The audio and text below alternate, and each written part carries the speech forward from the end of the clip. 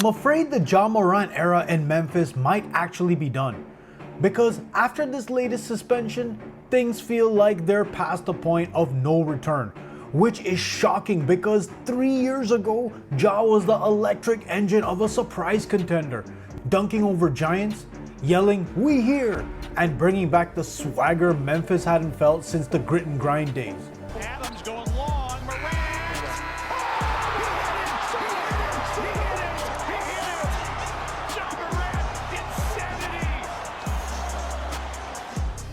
Now, he's giving passive-aggressive post-game interviews, disappearing from the spotlight, and looking like a dude who's just over it. But the real story isn't just about attitude or mistakes. It's about money. Lots of it. The NBA guaranteed kind. And now Ja Morant is exposing the ugly truth about what NBA money really does to young stars. And by the end of this video, you'll see how it might even end with him wearing a different jersey altogether.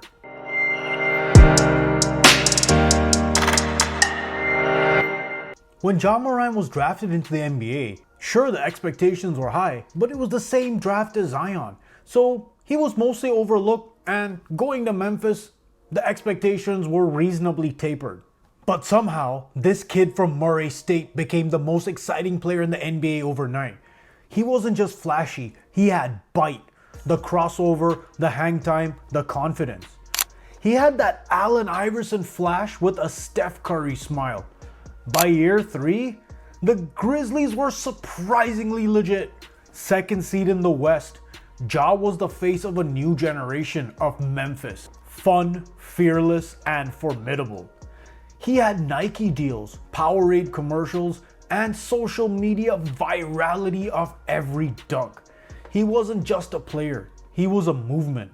And that's exactly when everything surprisingly started to unravel. Fast forward to now. Ja's been quietly suspended again by the Grizzlies. Not even by the NBA this time.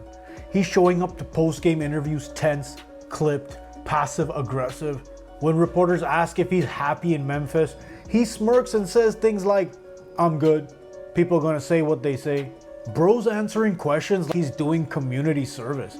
At this point, the press conferences almost sound like hostage tapes, and you can feel it. Something's broken between him and the franchise. But here's the crazy part. None of this actually hurts him that much. Because financially, Ja Morant already won. The Grizzlies are trapped in a nightmare of their own making. Ja signed a 5-year, $197 million contract. It's all guaranteed, by the way. They can't just bench that. And right now, they can't trade him for equal value either. His stock's lower than it's ever been.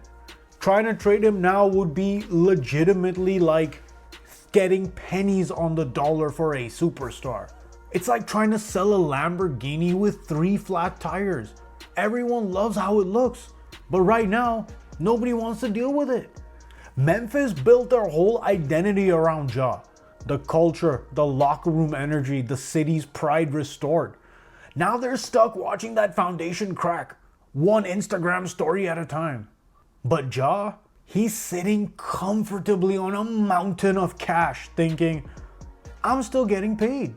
And this is where things get dark, because Ja's story actually exposes the paradox of modern NBA money. Players now earn generational wealth before they face generational adversity. Think about it. Kobe didn't touch 200 million career earnings until after he won 5 rings. MJ didn't cash his biggest check until his final seasons. And if you even want to use the most relevant example, LeBron James himself took a pay cut to have players play with him. Those guys had to play and earn for the bag. Ja Morant started his career with the bag. At 23 years old, he's richer than half the league's ownership groups were at his age. It's kind of hard to motivate a guy with legacy when his great-grandkids are already set. It's hard to get up and train when you're sleeping on silk sheets. That saying pervades through time. And it's honestly not even about greed. It's about human nature. When money stops being the reward, something else has to be, right? What they gonna be? Respect, purpose, meaning. But if you're lost inside all three and you're still getting paid generational wealth, the fire can go out. Especially if you're not feeling supported by your organization during the tough times. And honestly, when that happens, forget Ja, but at any job, when the fire fades, everything becomes a performance. For Ja, every Instagram live becomes a stage. Every post-game interview is a new source of bad news. Ja has gone from hungry underdog to walking highlight package. Every dunk, every celebration, every meme feeding an online monster that never sleeps. But now, it just seems like he doesn't even want to be there. And that, unfortunately, is one of the biggest black marks in any professional sport. Because no matter what, you are in control of your effort. But when that effort has already been quote unquote rewarded, and this new generation of stars isn't addicted to individual winning and greatness, when engagement becomes the main thing people are chasing, it sets a horrendous example. Because once the money's guaranteed, the next high isn't winning, it's validation. And this is where everything comes crashing down for Ja. Powerade stopped his campaign. That cost him $250 million. Nike kept him, but moved his promos to the background. The guy who was supposed to be the new face of the league became a walking PR risk. His highlight reels haven't gone anywhere. It's just the headlines are starting to overcome them. Ja Morant hasn't just lost sponsors, he's lost control of his own narrative.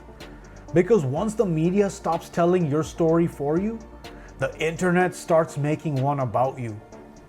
And unfortunately, the story about Ja Morant is the worst it's ever been. But here's the truth no one wants to say. And we cannot blame Ja Morant because it isn't just about him. It's Zion, it's Ben Simmons, even to a lesser extent, guys like Paul George, talented players caught in a system that rewards comfort over accountability and has knee-jerk reactions to individually great seasons that may have something to do with things other than just the player's innate skill.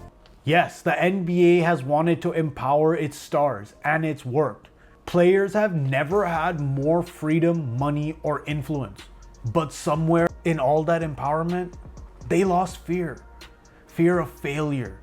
Fear of losing everything. And unfortunately, without fear, there's no urgency. The league created security and accidentally killed the hunger that built its legends. But all hope is not lost for Ja Morant and the NBA, because here's where it gets interesting. Because one team might actually have the pieces to help Ja rediscover that hunger. Minnesota. Yep, the Wolves. Cold weather, younger roster, and a front office sitting on a treasure trove of future picks. They've got Anthony Edwards, Jaden McDaniels, and one of the most underrated defenses in the league. What they don't have is a dynamic playmaker who can explode the offense. Imagine a backcourt of Ant and Ja Morant. Two walking highlight reels. One hungry, one looking for redemption. It's chaos, but the good kind. If Memphis ever decides the experiment's over, Minnesota could be the one franchise bold enough to take the risk. Ja will get a clean slate, Ant gets another superstar next to him, and the Timberwolves, they'd go from fun to frightening overnight. Maybe redemption doesn't live in Memphis. Maybe it lives in Minnesota. Plus, let's be honest, Ja going to play with Ant-Man is a 30 for 30 waiting to happen. Ja Morant's story isn't just a cautionary tale. It's a mirror. It shows how the NBA's money machine gives players everything. Except nowadays, the reason to want it after getting the bag. Because when comfort replaces hunger, greatness fades fast. Maybe the real tragedy isn't that Ja lost his way. Maybe it's that the league forgot what made legends chase it in the first place. If you want more deep dives that actually expose what's beneath the NBA headlines, hit subscribe. It helps me more than you think. Peace.